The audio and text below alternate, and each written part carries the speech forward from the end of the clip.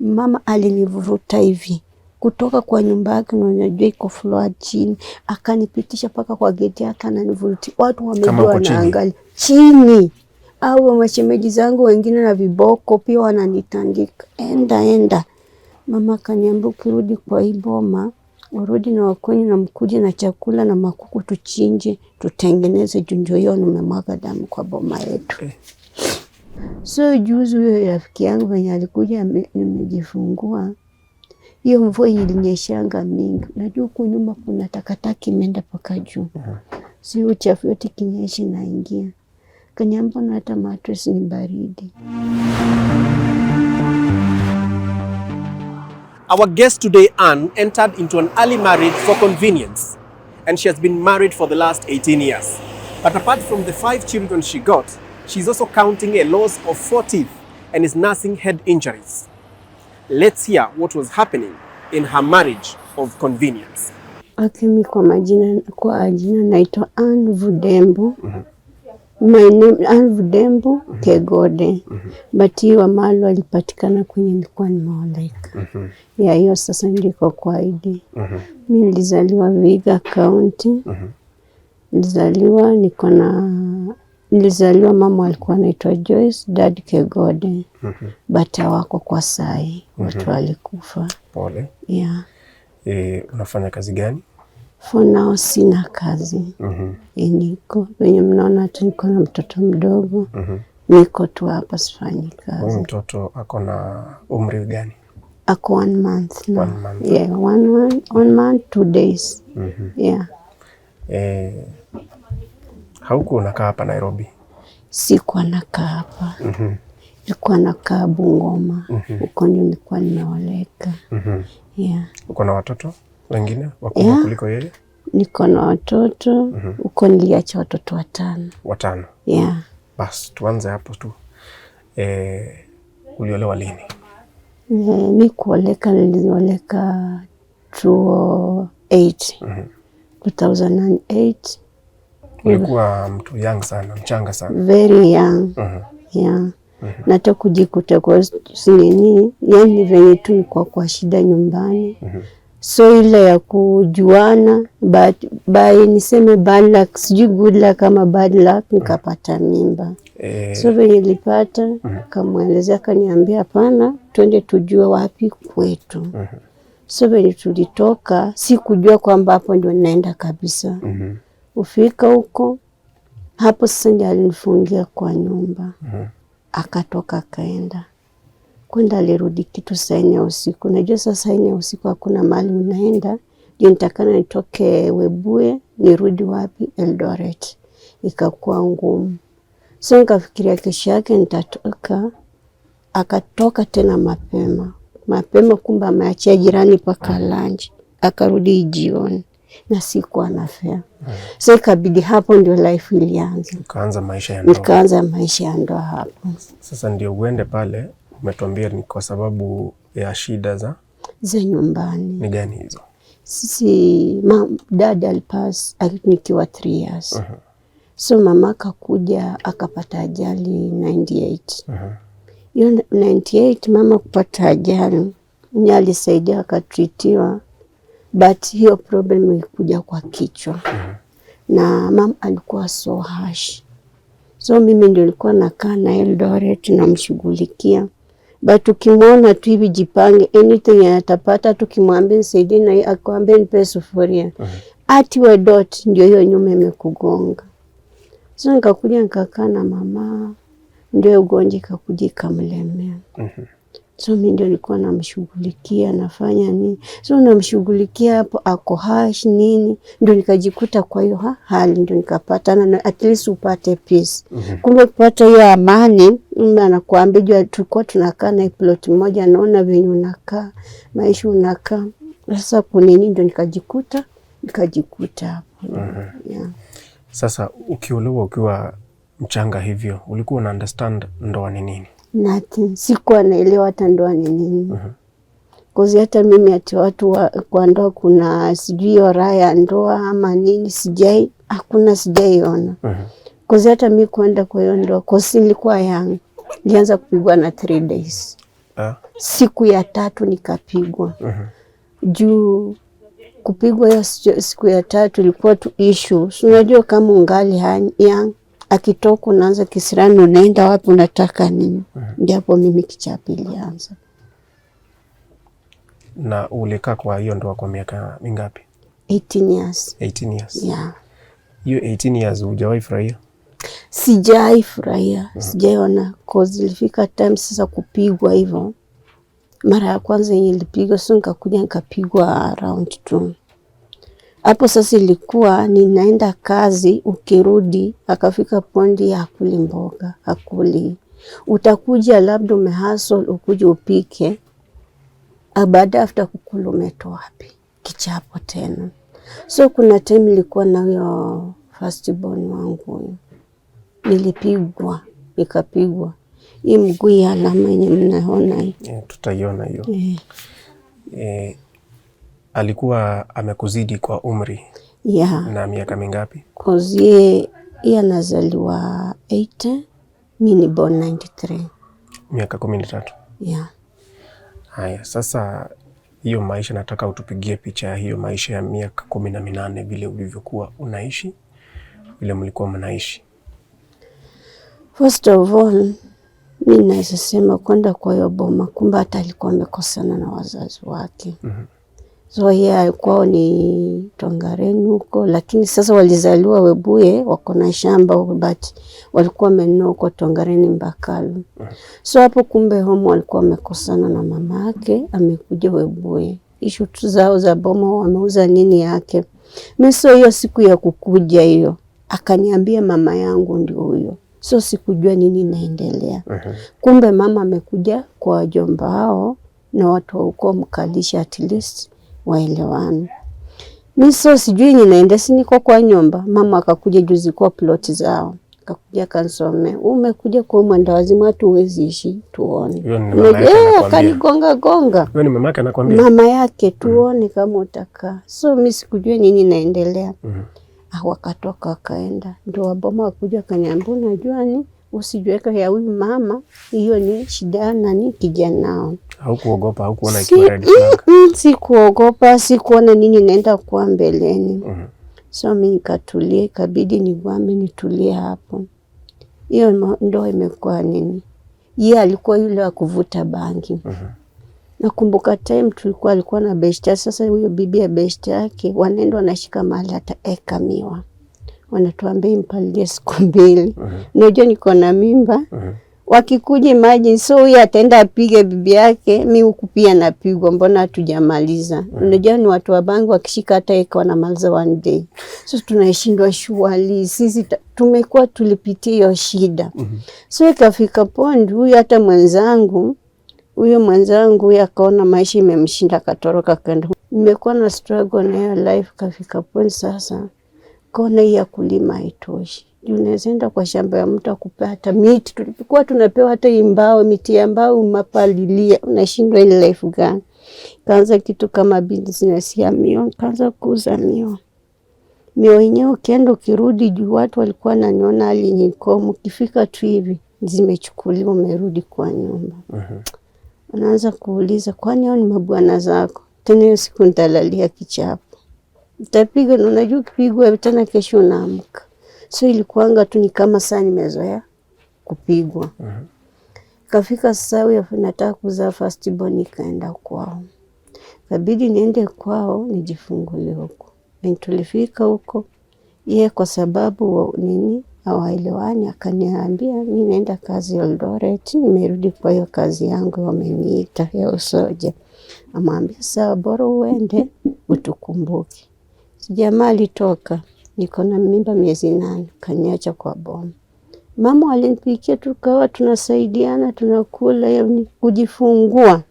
Hiyo siku ndio nilijua yenyewe kana shetani na macho yangu. Nikajifungua kwa boma tu. Siku ya kwanza nikapewa chakula, ya pili nilinyimwa chakula. Na nani? Mama mkwe. Sikupewa. So bibi ya kijana alikuwa hapo second born.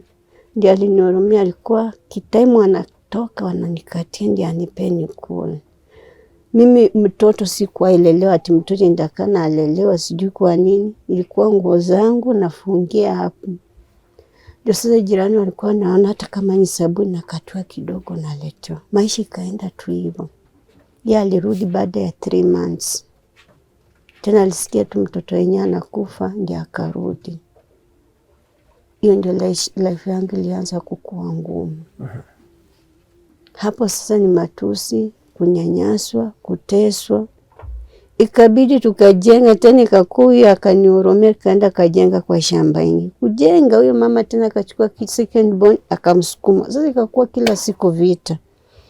Huyo mzee wangu na akakuja akachukua simu ya mama akaiba pesa ndani. Msichana alimtumia pesa akaiba. Tukakuja tena tukabomolewa siku nyumba na kufukuzwa.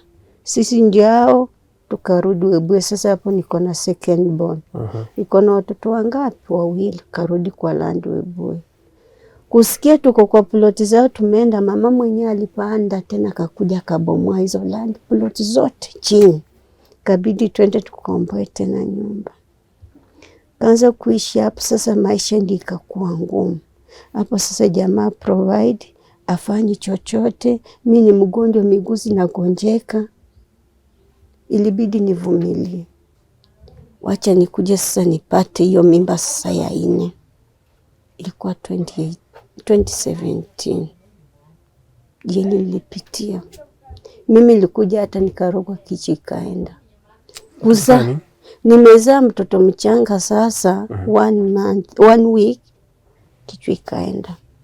Yende nianguka kwa Nzoia. Sikujua nini ilikuwa inaniokoa. Watu tu ndio wakashikana ndio wakaniokoa. Wakanitembeza kwa maombi ndio nikaamka tena. Nikakuwa sawa. Kuamka kukua sawa nimevumilia. Kuja tena mjinga ndio huyo. 2020 nimepata tena mimba nyingi.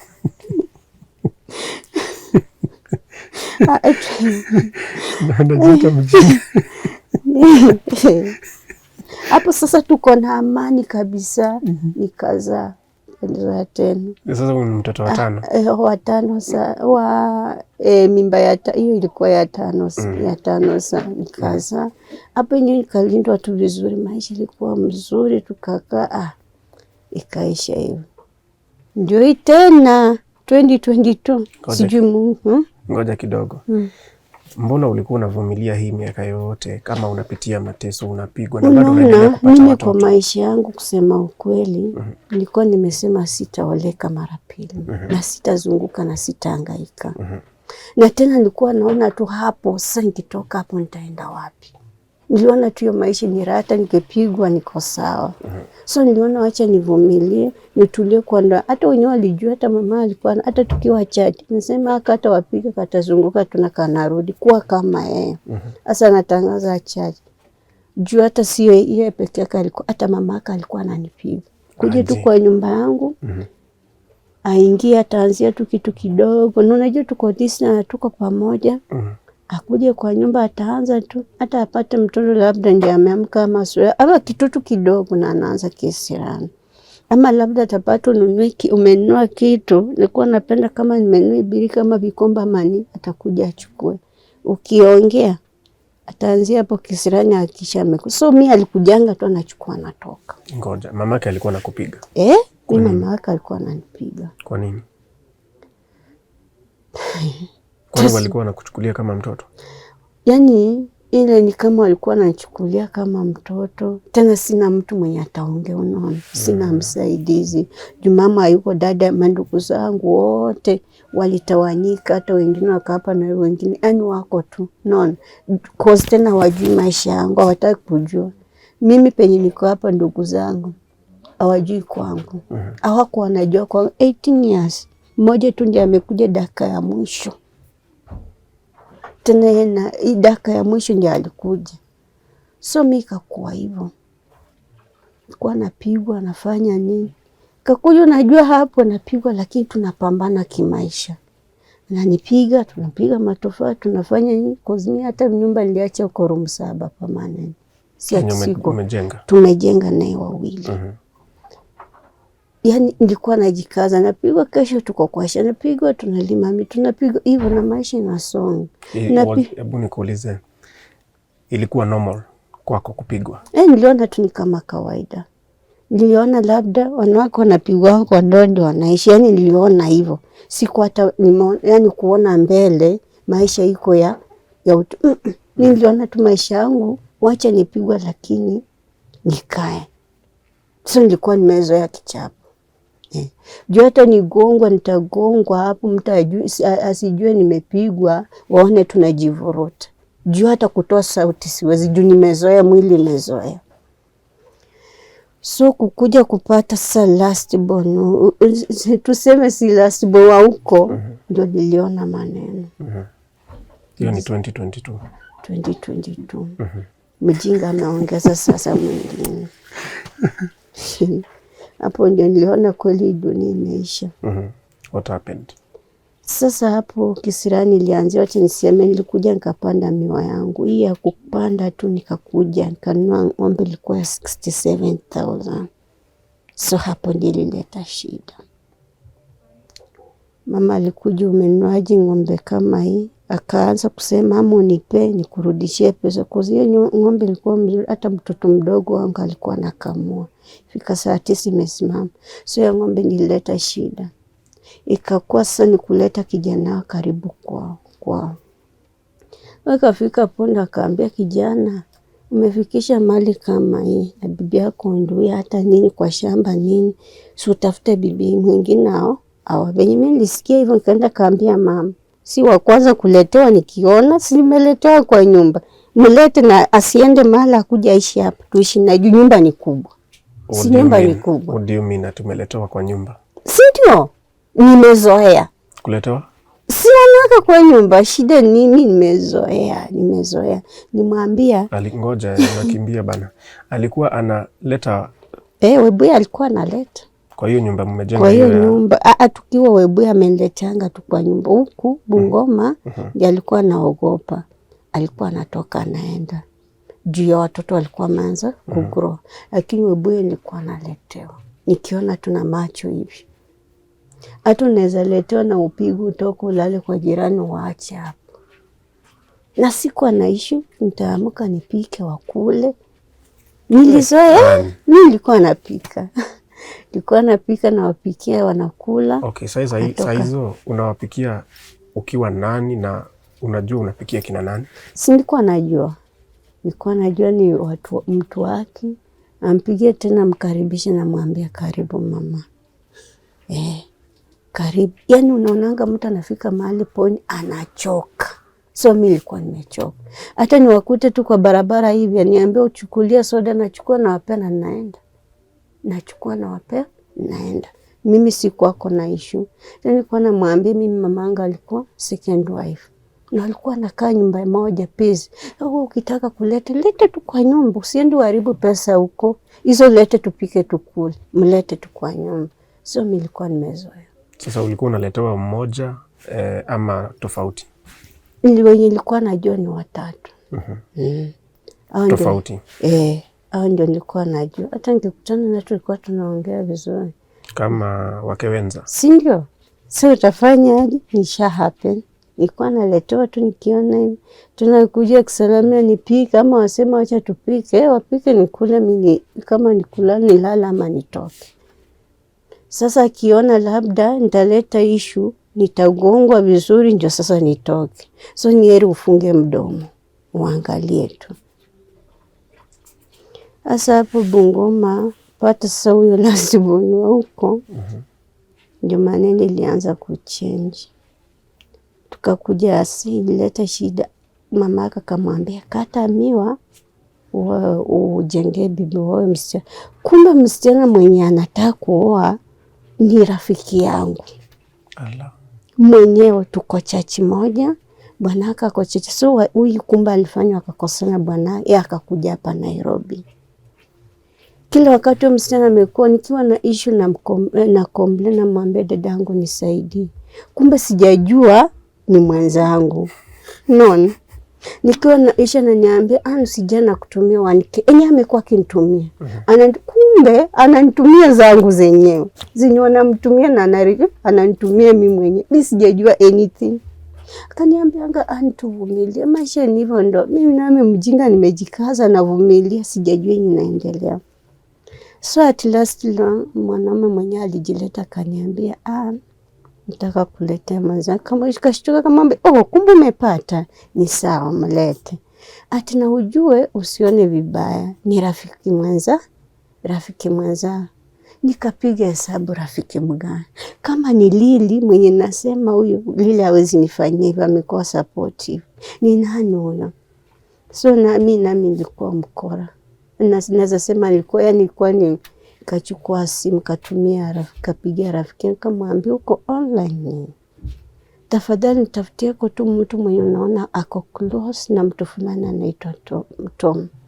Wewe kumbe anajua pia simu. Akaniambia mwenye ako close na Tom anaitwa Vivian, FB anaitwa Vivian. Nikaona Vivian niyo best yangu. Kamwambia okay, mtext tumuulize unajua Tom. So wenyewe alianza kwanza unajua Ann siku hizi haonekana, nasema Ann ni best yangu. Na unajua Tom. Atie Tom ni bwana, mbona unanipeleza sijui ni? Akatoka akaenda off. Akapigia simu zangu akamwambia Anna amepewa mtu wako ananipeleleza. So venye mzee alikuja akaniambia, "Wewe mbona mnapeleleza mwenye nataka kuonka jua?" Kumbe ni Vivian. Nikamwambia si ni Vivian ni. Nilikuwa nataka nitumie njia ndio nijue ni best yangu mgani. Nikapigia Vivian nikamwambia shwali Vivian, unaweza nifanyia hivi? Ati hapana, natumianga account yangu. Nikamwambia usinichukue mjinga, wewe kuja tuishi. So unaona King Tom ndio mwanaume na nimekuwa na kulalamikia ananifanyia, njoo tuishi. Unajua mwanamke alipanda gari akakuja. Uko na guts. Akakuja mwanamke alipanda gari tena mzee wangu mwenyewe ndiye alimtumia fare, alikuwa amekata mimi tumepata kata 307,000. Hiyo pesa tulikuwa tumepanga tupige plaster, mtoto aende boarding ndio anasoma mbali asitembee. Ati zilikuwa pesa ngapi? 307k. 300,000. 7. Tukate tuplasti nyumba juu ya plastiwa kwa ukuta. Alafu ingine tupeleke mtoto juu alikuwa day scholar, peleke boarding juu kutembea na ni yule mtoto at least mwenye atatusaidia mbeleni, vitu mingi nakosa. Hiyo pesa yule mwanamke alikula yote. Sikuona hata shilingi moja. Nikitaka kitu anapigia mwanamke anataka kitu fulani, ndio anitumie ndio ninunue. Alikuja mkaishi sasa kama? Kukuja tukaishi kwao ni huko. So alikuja kwao. So penye nilisema niliona shetani na macho. Alikuwa anakuja mzee anakuja. Mnajua kesho tunaenda mahali. Na mwanzo tunaenda wapi? Wewe nimesema jitayarishe. Kesho ikifika atanichukua niende nimtolee huyo mwanamke kwao. Nilienda namchukua. Tulikuwa na pikipiki, tunapanda pikipiki moja. Tulikuwa most anapenda Webuye half London. Tunafika huko na book chakula na wabukia room. Unawabukia room? Na book tena mimi ndo nalipa, ananipa pesa mimi nalipa. Mimi ndo nilikuwa nalipa. Sema haina shida. Mimi nakaa nitawangoja. Hapo utatoka uende wapi? Nilikuwa nakaa hapo ni wangoje. Mimi nitakaa tu hapo nje kwa nini hapo ni wangoje wamalize shughuli. Tena pikipiki moja watanifikisha hapo one drop hawapita tena. Unajua hapo nimeacha watoto wangu nyumbani na njaa. Hawajakula. So kimwomba sasa watoto shapa ama sapa enda nakuja nayo. Mwanaume ataingia saa 4 ya usiku. Ama kuambia saa 4 niko mahali fulani, shika nje ukuje ungutanie uchukua sapa. Na ni usiku. Ilikuwa natoka. Niende nitembe, so utamuulizanga tuko hapo. Kwa hapo simu inafanya kazi, ukutana na ndio nibebe sapa. Taingia kwa nyumba saa 5 ama saa 6. Niko na watoto wadogo. Upike waamshe wakule. Ndio walale. Kesho yake ni hivyo tu. Hiyo ndio maisha nilikuwa nimepitia. So kuna times ndio best yake alimpea minuda kugani kuhusu mwenye nilitumia huyu. Alikuwa relative kusema ukweli. Kasema ako na best yake huyu mwenye alikuwa ananipeleleza. Mzee alikuja usiku kwa nyumba, nataka kuniambia mwanaume ni nani. Kamwambia usini brother yangu. Baba, huyo mwanaume alinipiga. Hiyo siku alinipiga, akanirarua mdomo, ulimi katika. So damu ikaanza tu kwa mapua, mdomo na masikio ikaanza kumwagika. Watoto wakikuja wengine anawapigia hii ni klaki ya pikipiki. So watoto wamejifungia ati hawezi piga ndoro. Ikakuja nikapigwa na chuma moja hapa, ingine hapa. Hapo sasa ndizimia kabisa.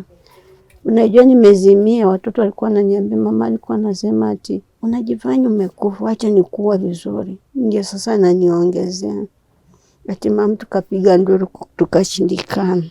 So venye aliona mwenye amegonga yenyewe ameenda, ndio akatulia hapo hivyo. Ndio sasa watoto wakakuja wakanichukua, kanikalisha, akasema baba umeua. Sasa kuwa ndio nikarudisha nifahamu. Mama unajua asubuhi nini imeendelea? Wameniitia chief, wameniitia village elders. So venye walifika hapo, chief venye aliniona unajua alipiga bao tena kaenda, village elders ndio walibaki. Kaenda mkutano wanikalisha wanipangie. Kwanza walifika tu napanga vitu yaende mkiona. Wakamuuliza mtoto mwenyewe venye anajivurutia chini hivi aende wapi? Anaenda wapi? Wakaniuza wenda hospitali. Sasa nikasema siwezi enda, acha wamalize yenye wanafanya ndio niende. Unajua ni kutembea siwezi, najivurutia chini. Mama moko ndio amekuja. Shemeji yangu mwingine amekuja. Ndio wameanza kupanga viti mkutano, waanze kunipangia venye ninaenda. Haujaenda hospitali ya sijatibiwa. Sio kwenda kukaa vile kusema hata venye tunakaa hivi hakuna haki. Kumbe waliita kijana nyuma kamwambia, unaona penye umefika hapa unafungwa akitoka tu hapa aende. Ruka mama yako mwambie aende mahali. Ndio venye waliuliza tu mnakubali bibi yako aende? Aliruka akasema mimi bibi yangu aende. Ati sawa, mpeleke hospitali. Mama wachaanze. Hata kama kuna kanga nako unako kuku nje wamejitengeneza, unagoma na katu kamaka. Na vile wakamuuliza msichana watu sasa alikuja tukaiba mako sawa. Nisi ndio memali. Hata kaenda kakufeo. Kijana alimpeleka kunipeleka, aliniweka kwa hospitali nikaenda. Fika dokta aliniona akasema sasa tukutibu bure. Umekuja hapa Kichapo tunakutibu. Wakaniandikia. Ulikuwa umezoea kwenda hospitali? Kwenda huko Kichapo. Kaniambia no, nimefika mwisho. Sasa hapo wenye walikataa sasa kunitibu wakaandikia barua. Na kusema ukweli hata sijataka wasikie hivyo. Mimi mwanamama ataniletea ugonjwa. Nikiwa na ya msichana wangu huyo. Sasa nilikuwa nimezoea nikichukua dawa. Sorry. Pole. Sasa akasema haiwezekani. Pole. Sasa ndio kashughulikiwa tukatoka naona assess. Na daktari kaenda paka kapata hapo pia ako police station. Kumbe amefanya mpango anataka kushika bwana ya huyu bibi mwenye anataka mwenye alikuwa ameoa huyu. Wamemtupa ndani. Kafika hapo kaniona akasema hapana, unajua tunachukua dawa.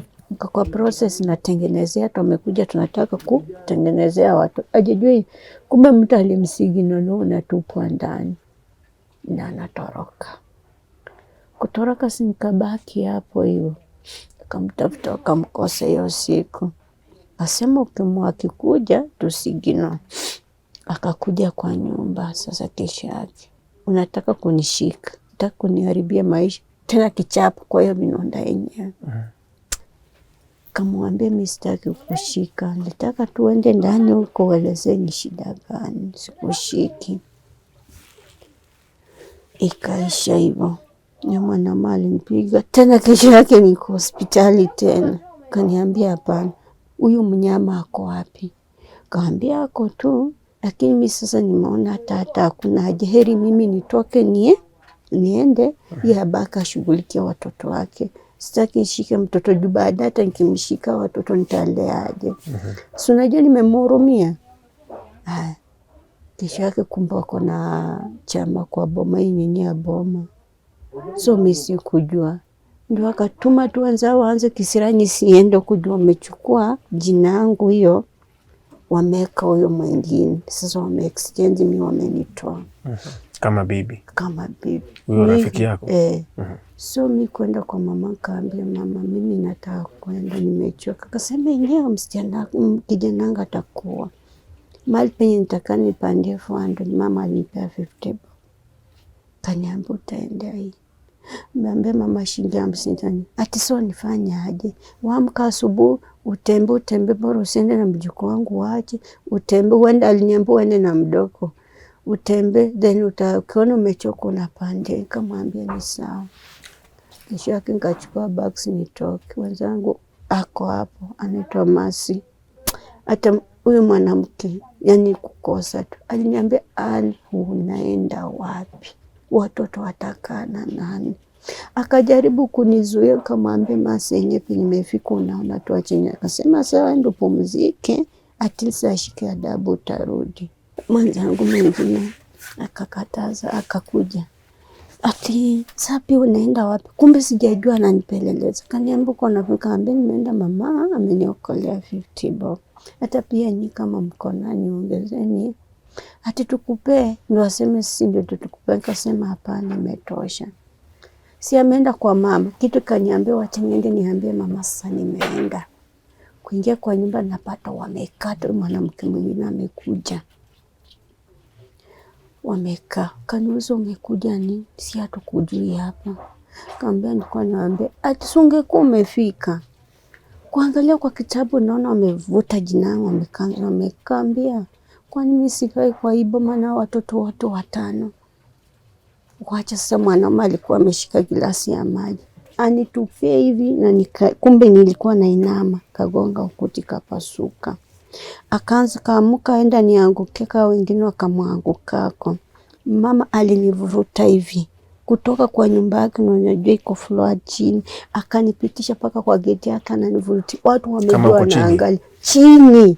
Au mashemeji zangu wengine na viboko pia wananitandika. Enda. Mama kaniambia ukirudi kwa hii boma urudi na wakweni na mkuje na chakula na makuku tuchinje tutengeneze junjo hiyo nimemwaga damu kwa boma yetu. Nilienda hivyo nikaenda kwa mwenzangu huyo akaniongeza 100. Na nikaenda ndio kamwambia hapana umenipea 100 watoto wangu asubuhi hawajakula siendi. Sasa nikaenda ngakakuja nikachukua nini kaenda niende ni watafutie cha kukula akakutana na wameka kijana wao katikati. Hatua bado hujaenda kamuuliza naenda wapi na alikubali kuishi nipe pesa ya chakula. Shemeji aliniambia uko na ng'ombe linunua unakamwa. Enda ukamwa maziwa upike chai bila sukari upe watoto wakunywe walale. Na ndio aliendanga hiyo. Kachukua kaenda nje ingine wameenda ingine. Kumbe wamemwambia ndo mkatisha ameenda mwanaume akakuja. Tukakutana. Unaenda wapi? Naambia naenda kwa tinga kushaga. Unaenda kushaga Najua sijui nini inaendelea. Kaniambia hapana. Wacha ni twende hivi, twende tuone Lili. Kisha toka huko takuja tunashaga na tunaenda kwa nyumba. Noni. Si mimi mjinga, sasa mjinga akila haiko, mtu amenichapa sai, wameniambia nitoke, amenibembeleza sasa nikaona labda hii ni msamaha, hebu niende na yeye. Tukaenda, tukapita kwa kina, nikamwambia kwa kina Lili siku, ati hapana ako mahali fulani. Kaenda, unajua mimi kuanzia saa 10 namfuata tu, saa 11 namfuata, saa 12 niko tu naye. Saa 1 kaingia kamwambia Tomshwani, tunaenda wapi saa hii saa 1 watoto wajakula. Ati nikwambia Lili ndio mwenyewe anapiga simu. Wanaongea. Sasa venye anapiga anarudi nyuma anaongea. Sijui nini inaendelea. Tukaenda kafika saa 3 tuko tu na mimi niko na sasa unajua ananipitishia njia zenye sijui. Sio nikashindwa nitarudi aje. Niko tu na yeye. Kafika mahali huku miwa, huku vichaka giza kaniambia kwani wenye ulinifuatanga, kwani unaona wewe ni bibi yangu? Ulikuwa mjinga, unatumia kila ama una akili? Ilikuwa tunataka kunifuate. Alikuwa ananyonya akatoa hii ni ya pikipiki kila. Nataka tu nikutandike tu vizuri, anipige ndugu yako niwaambie nimekupata wapi. Nini ya pikipiki? Clark ya pikipiki yenye wanatoa kwa pikipiki ako kachuma hapo. Akaniambia nakutandika tu vizuri waambie nipige ndugu zako. Sio ndio amekulazimisha ndugu yako amekuja hapa nikataka uende na akakwambia utakaa. Hata ukikufa atanunua sanduku. Tunataka nikutandike. Kamwambia unaona sasa hapo ni karo ikakuja tu sasa ni kifo nimekubali. Kamwambia sawa piga sina shida. Akasema kichapa haikutoshi. Unaona mimi naweza kuchapa, nimekuchapa mara ngapi ya ukufi? Twende. Akanitanguliza mbele. Nirudi nyuma amenivuruta mbele. Mbele ya Mungu tulifika kwa mto hivi. Hiyo mto ina mwaga nzoya. Hapa juu ni mawe inapita hivi, chini maji inapita. Huku ni vichaka, huku vichaka, alafu kando ni miwa. Kaniambia tumefika mwisho wa safari. Kamwambia sasa mwisho wa safari hapa sijui niko wapi. Nimefika mwisho, ulikuwa unanifuata kama nani? Ni bwana. Kamwambia kitu kanikujia tu mwambie fanye unaweza. Kamwambia sawa, nimekubali. Nifanye unataka. Wewe fanya tu. Lakini kwa Mungu nitaenda direct tu sina makosa. Sijamaza kuongea amenianguka. Hata zilama zimeishanga chujusi huko. Jamaa alininyonga. Huwa nasema sijui ni Mungu ndio ananiokoa ama ni nini. Sasa nimepoteza family, sikia tu kitu kama simu inalia. Wenye simu ililia venye alipokea hivi. Sijui nilitokaje kwa mikono yake. Sijui ilikuwaje. Nilijikuta katikati ya miwa. Nikajiangalia huku damu siwezi ongea. Nikipiga ndura haitoki, damu inamwagika huku. Nikajiuliza nikatoka kwa hiyo miwa. Sasa nikajipea ujasiri. Kwa hii miwa faida gani? Wacha tu nitoke kwa hiyo miwa. Kutoka kwenda kwa hiyo mtu hakuna mtu. Kumbe penye tulikuwa tumepambana watu wamesikia. Watu ndio wanakuja kiongea. Napiga nduru anisikie, nikajivuruta tu nikawafikia penye waliniona tu. Chenye walikuwa ya kwanza mmoja alikimbia maji, kanitaka kuni, kanipeleka kwa nyumba. Wakachukua maji wakanywa. Ndio sasa nielezee what happened. Akaikako vijana wakamfuata hawakumpata. So akaniuliza story, akaniambia sasa wanaume wanaua wanawake. Na unasikianga hii mtu akitangaza watu wanakufianga hapa hivi. Ulikuwa umeenda. Na nikwambia mimi niliacha watoto watanga asubuhi hawajakula, mimi naenda. Nipatieni tu direction penye niko niende. Wakaniambia lala, tukaambia hapana. Watoto wangu, yani nilikuwa tunakufa na watoto wangu. Wakanipea direction. Nilivuka mito, napanda, mito, napanda, nateremka, sijui penye niko. Ndio sasa nipata tukanjia ndio nijue hapa niko hapa, wapi saa 6 ya usiku. Kwenda hata kutafuta boda, sasa hiyo pesa nilikuwa nayo sapa hiyo. Boda ananiambia paka penye unaenda ni 250. 250 niko sasa na 8 bob. 250 na kaambia boda. So kuna boda mwingine aliniangalia. Akaniambia, bibi ya pasta ni wewe. Kwani alikuanga pasta? Alikuanga pasta mdogo kwa kanisa. Kaambia, ngoja, na hii mambo yote anafanya akiwa pasta? Pasta mdogo. Kaniambia jamaa, alafu ni hii wameungana kikundi ya kuombea watu. Atuyo jamaa aliombea mtoto wangu akapona. Kwa nini nimeapeleka? Ambia hakuna. Nimejikuwa sijui hakuna nimeumia tu. Kaniambia acha nikubebe nikufikisha mahali fulani. Akanibeba akanifikisha. Unajua penye ananishukisha kwa kina huyo bibi mwenye anataka kuwa kwa geti yao. Akanifikisha hapo hivyo. So kunifikisha hapo hivyo, kasema hapana, wacha niingie hapa, hata kama nikulalia nialalia kwa kina mwenza. Kwenda milango imefungwa hakuna watu. Kaanza tena safari. Katembea kadista. Kasema saa hii nimefika kwa bishop wangu sasa. Pastor wangu kaingia kwa bishop. Bishop aliniona, unajua hakunijua. Akanichunguza, akaniambia, bibi hapa hasta niwe kamwambia ni what happened? Nasikia mko na maneno. Kaambia siwezi ongea, sauti haitoka. Akakuja akanimulika na bibi akaniona. Nani amefanya? Kaambia tu. Najua bishop mwenyewe aliwasha gazi hapa akanipikia ugali na mayai. Ndio nikajikaza at least nikule, juu sina nguvu nimeze. Walinipeleka kwa nyumba saa 8 usiku. Kaweka watoto na pikipiki, wakaenda wakanifikisha. Hiyo saa 8 nilipata watoto wangu wamekaa, hata kadogo wamekaa wanalia. Huyu mkubwa sasa singe alikuwa form 2. Amekaa. Wenye walisikia tu, "Mam, ni wewe umekuja." Watoto wakaniona wakaangukia. Hiyo masaa sasa ndio kuasha jiko, ndio sasa kuwekelea watoto wa chakula wakule. Watoto wangu wakubwa wawili waliniambia, wadogo kuna kasichana kakubwa kaliniambia, "Mama, baba anafikiria hakuna pa kwenda. Tuko na watu wengi, hata tunaweza enda tu tuishi peke yetu." Kaambia, "Haina shida mama, tutaenda." Wengine walingoja watoto wamelala, wakaniambia, "Mam, imetosha.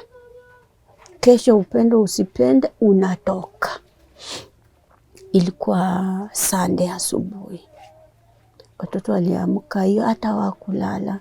Kafika 6, wakanibebea bags, wakaniambia tunapitia kwa village elder. Tukaenda huko, kamwelezea, kanichangia. Kwanza bishop alipea 300, kaniambia kesho mapema nyumbani. Watoto wangu walituambia, "Mama, tuko na namba yako. Enda." Huyo mzee unajua kulalia kwa nyumba hakufika. Mimi nikaenda na huyo village elder, tukafika kwa maaskari kuandikisha statement. Kamaza statement, nikapandishwa nikaenda. Sasa ulienda wapi? Nilienda sasa kwa sister yangu mkubwa. Wapi yuko? Ako upande wa Tarbo. Hata sikupata sister yangu. Juu nilikuwa nimeenda huko karibu mara pili. Nilienda mara ya kwanza nikarudi, ya pili nikaenda nikarudi na brother. Sasa brother akaniambia, "Utaishi kwa hii ndoa. Na kama unataka kukufa ukufe. Niko ready, nitanunua sanduku hata ya 35 mbele ya watu. Nikuzika. Ndugu yangu mwenyewe. Nitakuzika. Ushaona boma yetu watu wakirandaranda. Utaishi hapa."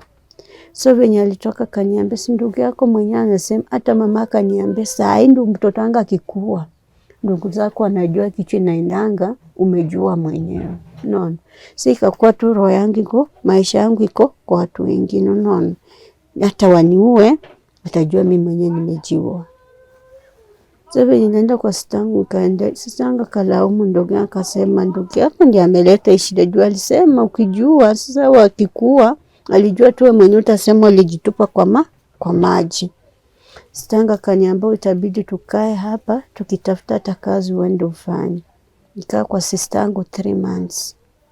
So venye nikaa 3 months, akapigiangu ndugu yangu, "Annah akuja kikata." Bibi yake akafika pande akasema, "So hiyo bishop, huyo ndugu yangu ni bishop."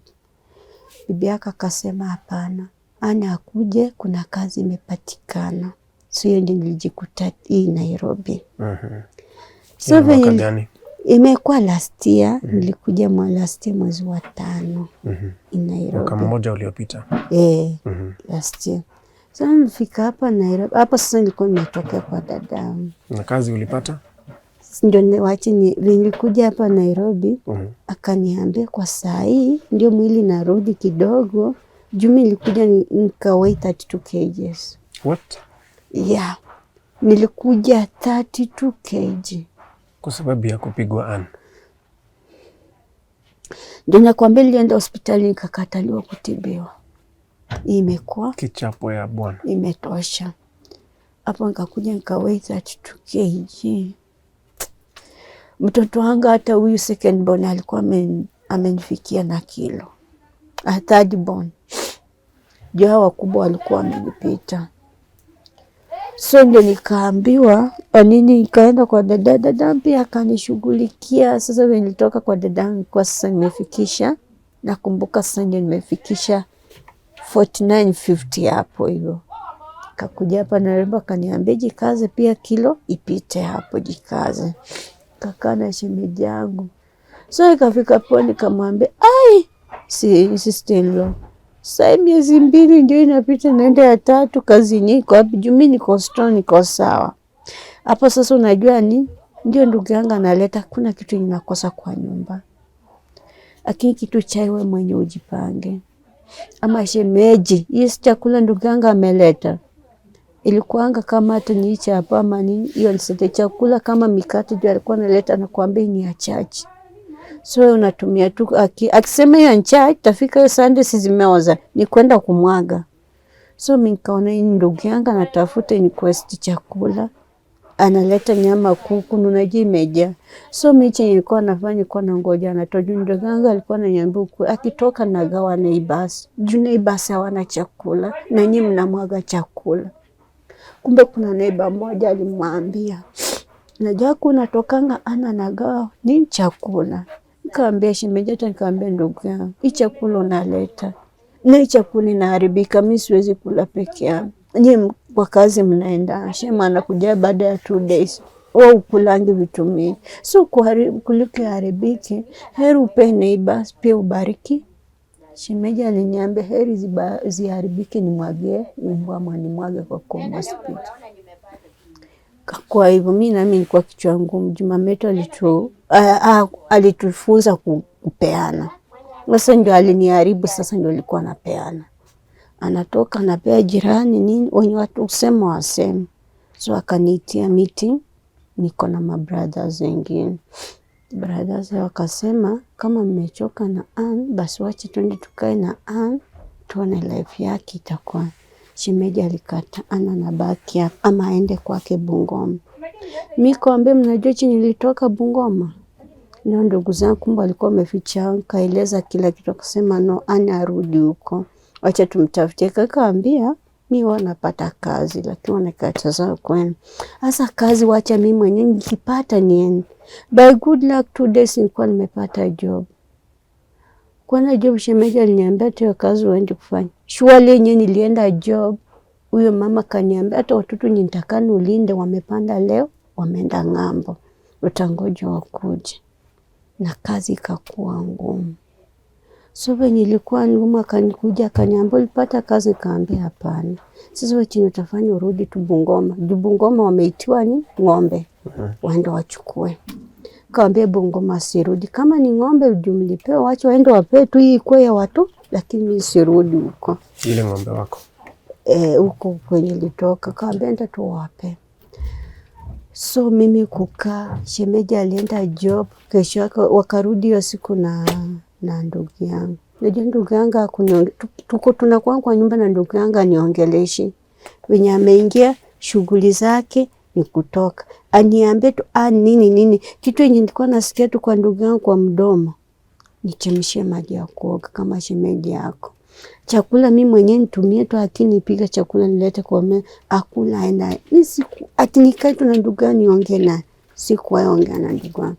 Sasa hiyo siku hata maji nyalitishanga kuni. Aliingia tu akaingia bedroom, bibi akakaa hapo. Bibi akasema mnakukaambia shemeji unga haiko leo. Shemeji acha apige kelele. Mbona kakwambia shemeji venye tulienda church, sinikwambia unga iko tu kidogo ya leo. Ati mbona ukunikumbusha leo mnalala njaa. Ndugu yangu akaongelea huko. Sitaki kujua ani mwenyewe ajue venye unga inapatikana tukule. Najua hiyo siku nilikuwa nimebebea mtu maji. Nilitoka na pesa nikaenda kanunua unga. Nikakuja nikawapikia sapo wakakula. Walitoka hata shemeji akaanza kuongea, maana walitoka bila kuniongelesha. Wakaenda. Kwenda kesho yake shemeji ndugu yangu aliingianga saa 4 saa 5 usiku hakurudi. Akanipigia brother amesema asikupate kwa nyumba yake. Huyu ni brother yako mwenye mmezaliwa pamoja? Tena ndio second born wetu. Kaambia shemeji sasa ninaenda wapi? Simnipe muda nipate kazi niende. Akaniambia sitaki kujua, najua ndugu yako. Wewe mwenyewe ukigongwa ukifanyia mimi sijui.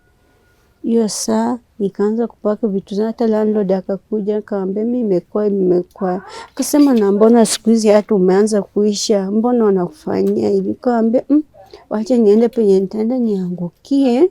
Mungu ni anajua. Najua nilitoka kwa nyumba. Sijui naenda wapi? Sijui naenda kuangukia wapi? So kitu nilikumbuka tu, kuna kinyozi nilikuwa naenda huko na nywani yako kidogo, nakaa hapo hivyo, naenda saa zingine na nywako hivyo. So namba nilishika tu ni ya huyu jamaa. Kampigia kamwambia, mimi nimetoka kwa nyumba, naweza kuja huko kwako nilale leo nitafute kesho pa kwenda, unaona. Sasa hata tena pa kwenda najiuliza kesho yake nitaenda wapi. Nikaenda kapia, akakuja kanichukua stage, nikaenda kwa nyumba. Kaingia kwa nyumba, nikasema tena, Mungu wangu, nimejileta shida gani?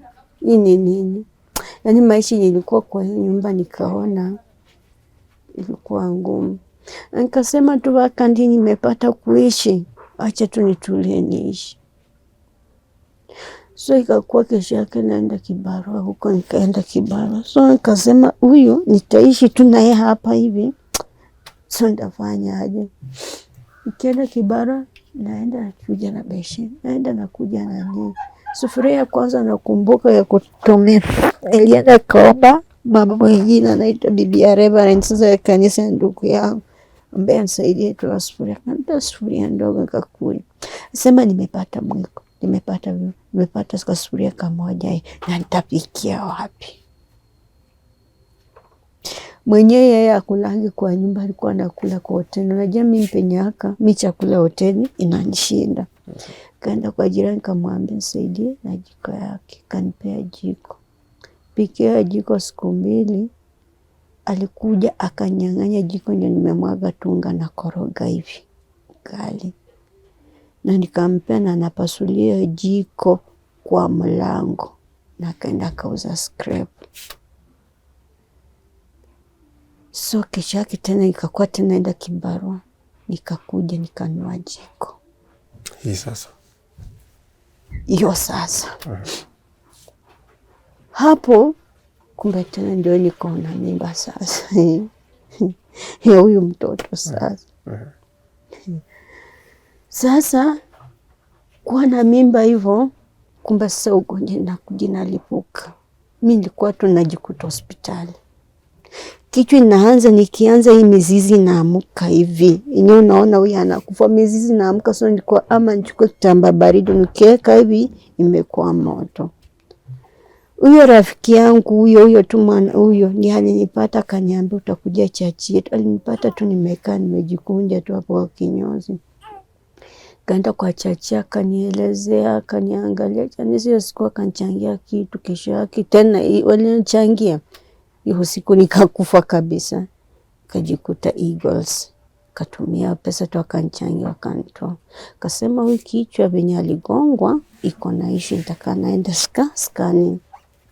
Huyu shemeji alinisaidia, kapata pesa, nikaenda nikafanywa Mbagathi scan. Nilienda Mbagathi, kanituma German, kaenda kafanyia scan, nikakutwa hiyo venye nilipigwanga kuna protest ya damu iligandania kwa kichwa.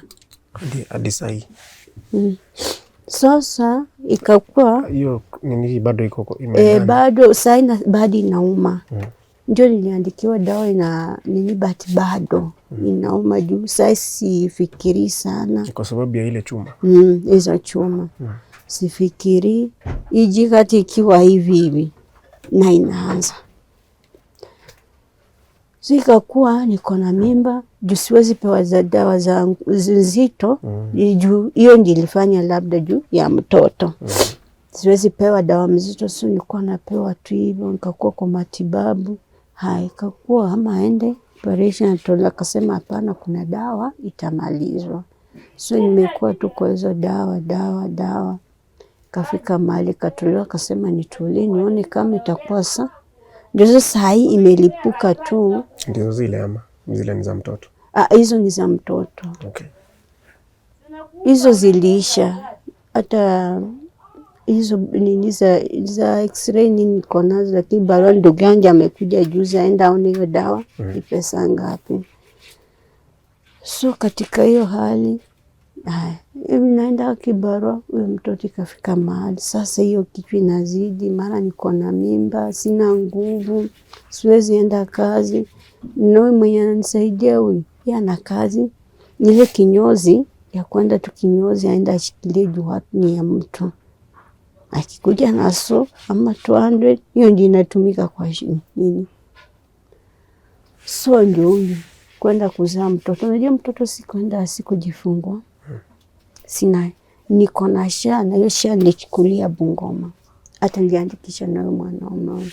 Hiyo SHA iko na deni sijalipa.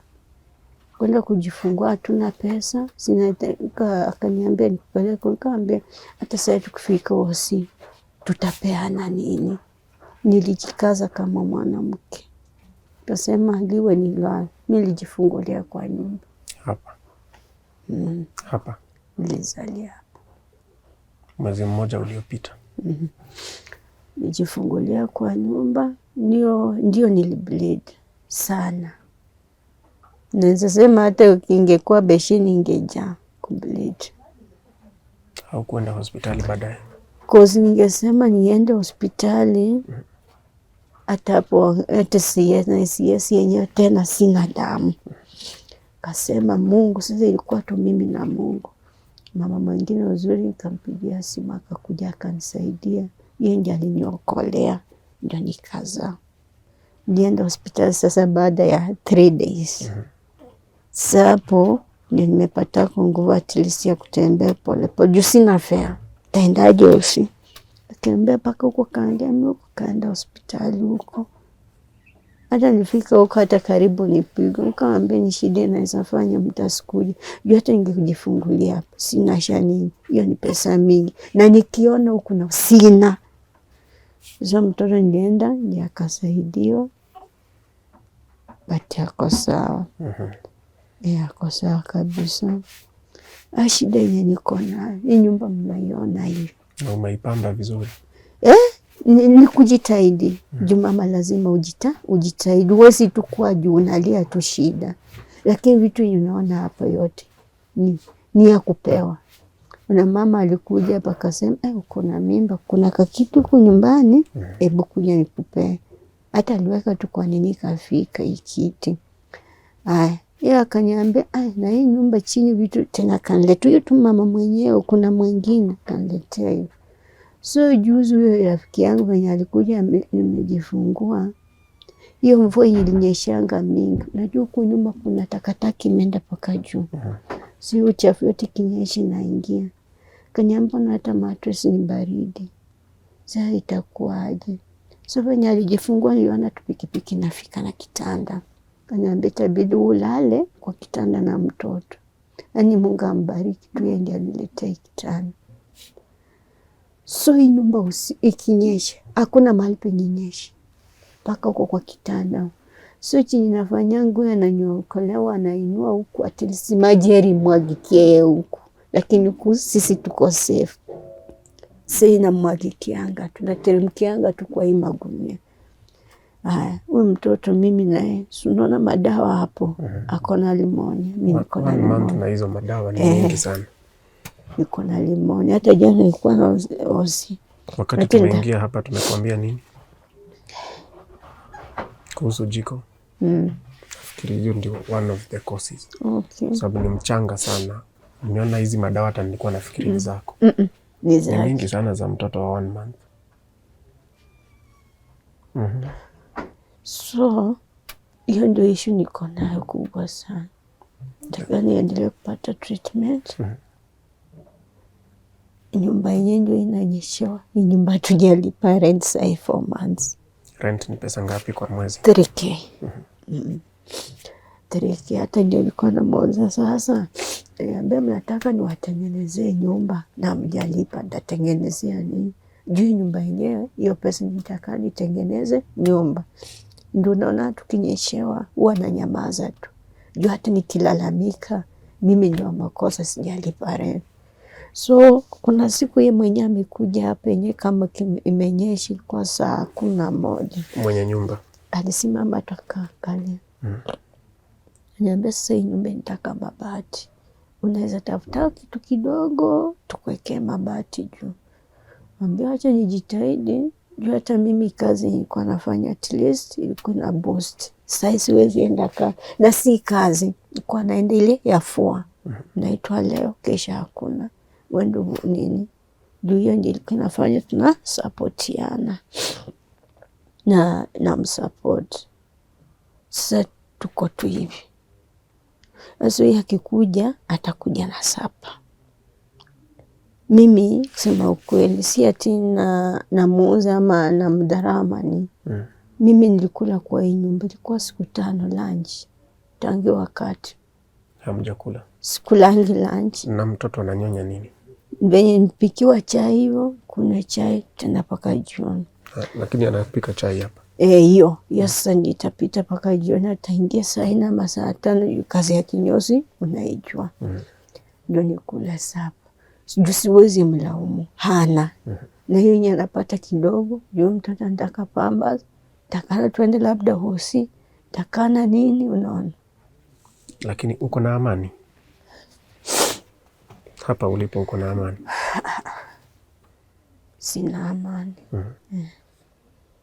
Na unauliza ukikompea na pahali ulikuwa, kule ulikuwa unapigwa, hapa uko na amani?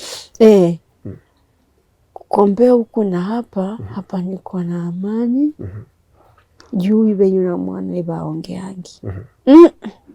Hata mkosee. Yani hana maneno, si ati haongei. Hana maneno, hata mkosee mwenye atakwambia tumekosea hapo, mwenye jukumu tenyewe nimekosea.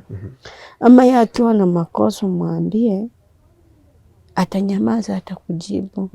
Mwenye atajua tu amekosea. Lakini huko. Kwa hivi sasa unaona kama mnaishi kama watu wawili wazima wenye wanaweza elewana? Saa at least naona amani iko. Amani iko, hata kama kuna shida ama vitu ndogo ndogo, niko na pesa. Hizo zisikupea wasiwasi, ni vitu vinaweza tatuliwa kwa njia moja ama nyingine. Bora uko na amani na uko na afya, na mtoto pia ako sawa. Manake mwenye kutuita alitueleza kuhusu mtoto. Tumekuja hapa kwa sababu ya yule mtoto. Na kwa kweli vile tumeingia tumesikia hali ya hewa kwa sababu ya hii moshi ya jiko.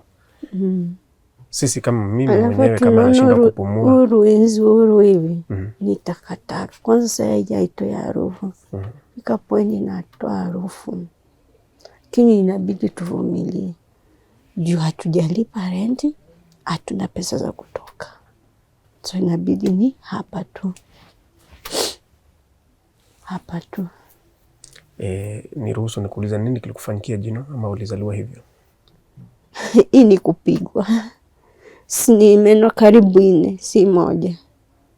Zikatoka? Zikatoka. Ilikuwa vibaya hivyo?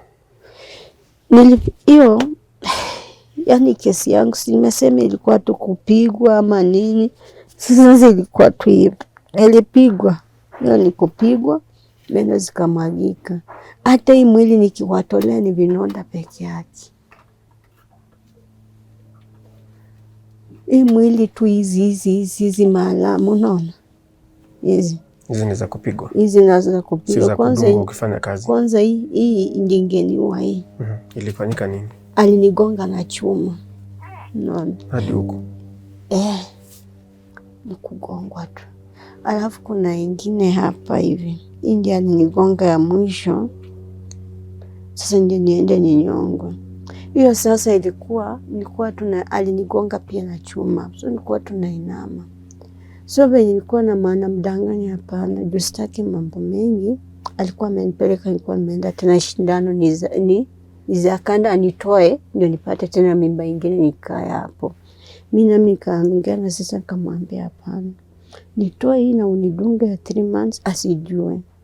So nikamdanganya venye nimetolewa shindano, hiyo ndio namwaga maji. Kumbe ilikuwa hiyo kugongo. Hiyo sasa ndio nilienda, nakumbuka sistangu alitumia 12,000 kunitibu. So mimi hata hapa venye naona hivi, unajua watoto ni wako tu.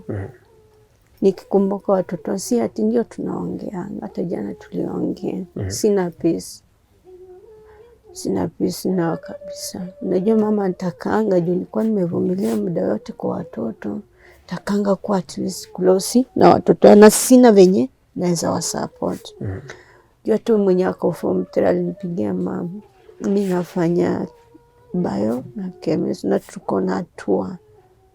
Na kuna vitu tunaenda kufanya ni. So hata kwenda tour hiyo sijaenda. Hebu tueleze Wa kwanza ako miaka mingapi? Wa kwanza ako 16. Wa pili ako 14.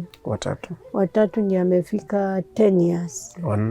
Wa nne ako miaka 6 sai. Na huyu mdogo ako 3.5. Na sasa huyu wa 1 month 3.5. Pia na nambari yako hapa. Namba yangu ni 07 15 20 1993. Umeregister kama nani? Annah wa Malwa. Annah Vudembu wa Malwa. Annah Vudembu wa Malwa. Turudi nyuma kidogo tukimalizia. Ikiwa haungekuwa unapigwa na hayo mambo yote umepitia, maisha ingekuwa namna gani hivi sasa? Tungekuwa mbali kabisa. Mbali. Kama ingekuwa kichapo. Cause mimi nilikuwa na duka. Nilikuwa na store ya mahindi. So mahali penye tulikuwa tumefikia, juu hata kukodesha mio tulikuwa tumefikisha eka 6 kwa mikono yetu. Tungekuwa mbali kabisa. Lakini sasa hiyo kupigwa idaka ya mwisho nilifanya nikatoka. So kila kitu ilirudi nyuma. Kila kitu. Hata kwa nyumba watoto walikuwa wananiambia, mama tukienda shule, juu mwanaume nilitoka pia akahamia kwa maduka zao, aishi nao, kujanga tuone wamekula hajafanya na anaenda. Na anaishi kwa peke yake. Hakuoa yule? Hakuoa. Huyo pia akapa Nairobi. Ala. Pia wananipigia simu. Ako hapa tu Nairobi. Kulifanyika nini? Sasa si alikuwa aliniambia tu mimi nilikuwa kumkula. Na akirudi stini nitamkula. Juu nilijua naenda kata miwa. Nilikuwa tu ni wa kumkula na kumwacha nisha hapo. Sasa pia akapa Nairobi. So mimi ningekuwa mbali. Hiyo boma tungekuwa mbali kabisa. Hata tulikuwa tumefika nyumbani wanasumbana kwa boma, at least tusonge. Nyumba si issue. Watoto hata wanaweza rudi waingie ndani baadaye. Hata tungekuwa sasa na shamba yetu. Juu ya mambo yake iko hivyo, alirudi hivyo. Sasa maisha hapo baadaye unaiona namna gani?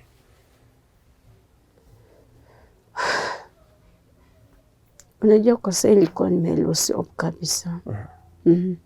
Kwa nimelose hope kabisa. Yaani nimeona kama maisha yangu hapa mbele.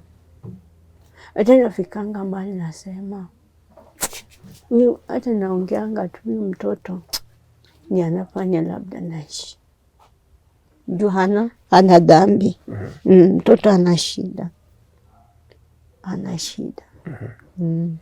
Haya, na huyu mwenye amekupea amani hapa sasa pahali hapa ambapo mnaishi, utamwambia maneno gani? Okay, mimi ninaweza tu aliniokoa kitu ya kwanza. Juu hiyo siku kama angeniokoa mimi nisingekuwa.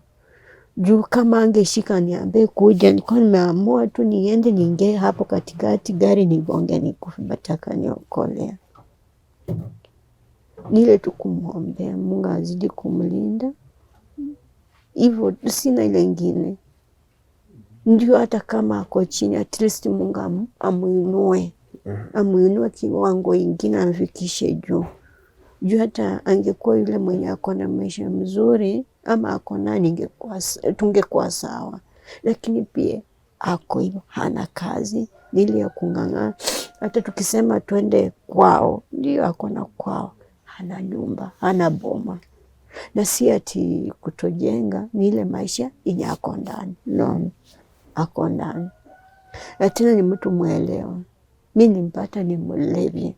Yaani juu pia alikuwa amelosi hope maisha. Lakini niliingia kamwambia kitu ya kwanza ulevi. Aliacha hapo pombe. Hakuna. Ile tu ile maisha ngumu. Lakini pombe aliachana nayo. So ni mtu mnaweza kuelewana. Mnaketi mnafanya mazungumzo mnaelewana. Iko hivyo. Nawatakia kila laheri. Asante.